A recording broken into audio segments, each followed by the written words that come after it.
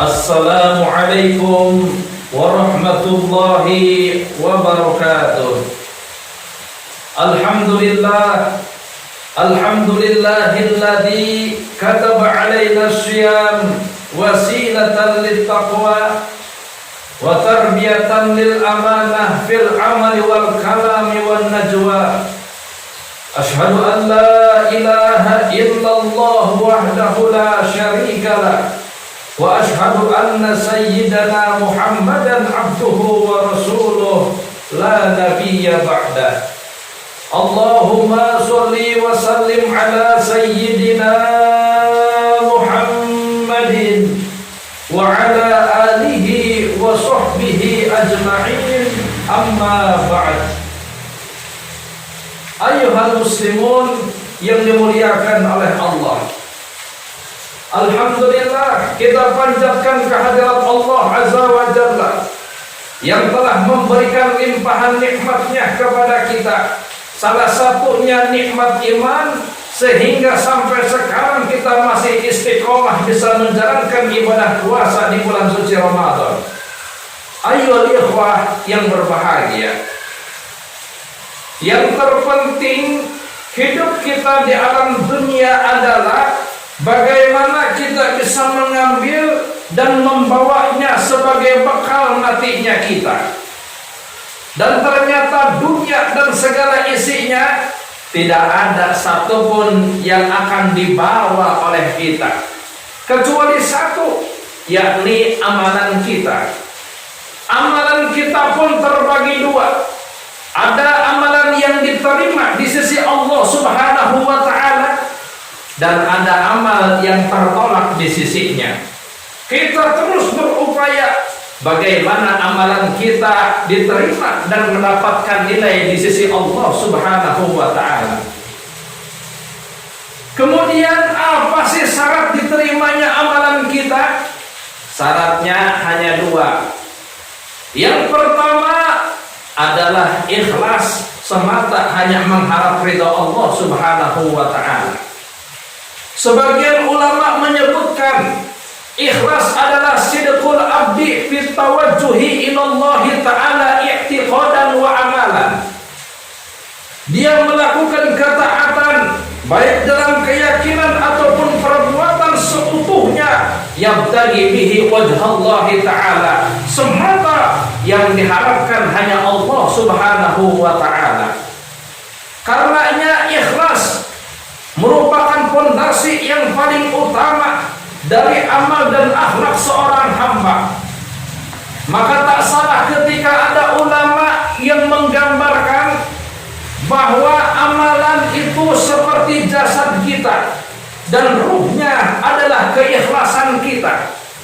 Ketika amal tanpa diiringi dengan keikhlasan, maka seperti jasad yang tidak ada ruhnya, sia-sia dan tiada guna. Itulah kira-kira bahayanya manakala kita beramal tanpa didasari dengan keikhlasan.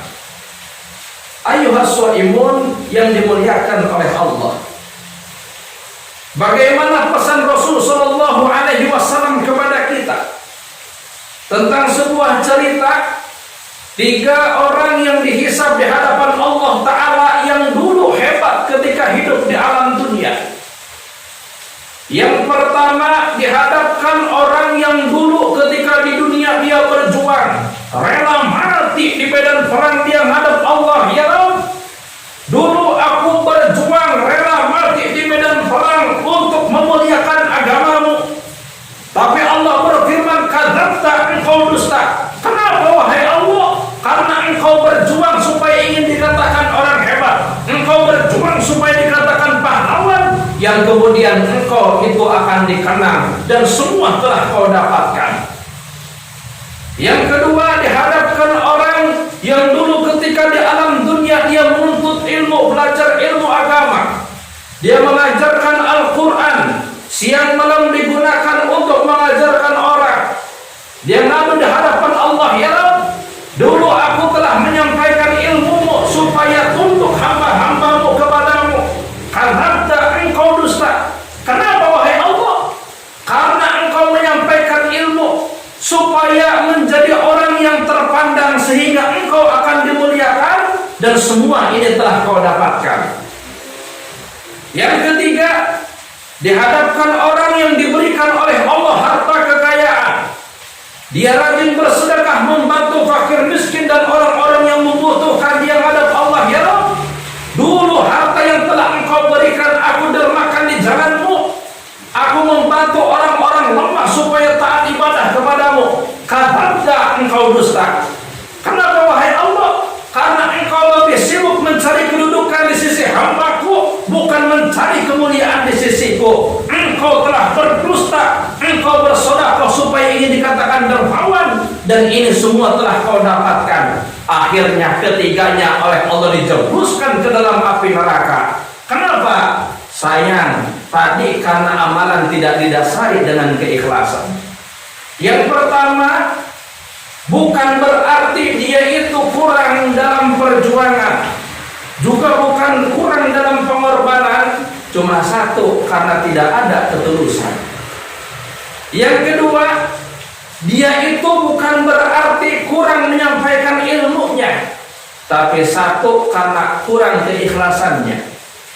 Yang ketiga, bukan karena kurang hartanya, sedikit sedekahnya, tidak, tapi satu, hanya kurang keikhlasannya. Akhirnya semua mereka dijebloskan ke dalam api neraka. Na'udzubillah. Ayuhal muslimun yang dimuliakan oleh Allah. Begitu juga dengan ibadah puasa kita. Allah hanya akan menerima puasa dari hambanya manakala disertai dengan keikhlasan kita. Hanya orang yang beriman dan kepada Allah yang mengharapkan balasan, ini puasa yang akan diterima dan keutamaan dia akan dapatkan. Rasul sallallahu alaihi wasallam bersabda, "Man shoma Ramadhana." Dalam riwayat lain ada yang menyebutkan juga, "Man qoma Ramadhana imanan wa ihtisaban, ghufira lahu ma taqaddama min dhanbi." Kata Rasul, siapa yang berpuasa di bulan suci Ramadan, siapa yang menghidupkan malam-malam Ramadan dengan ibadah, didasari dengan keimanan, wahtisaban kepada Allah, dia mengharapkan balasan, maka semua akan menjadi pelebur dari segala kesalahan dan dosa-dosa yang pernah dulu dia lakukan. Ma'asyiral muslimin yang dimuliakan oleh Allah.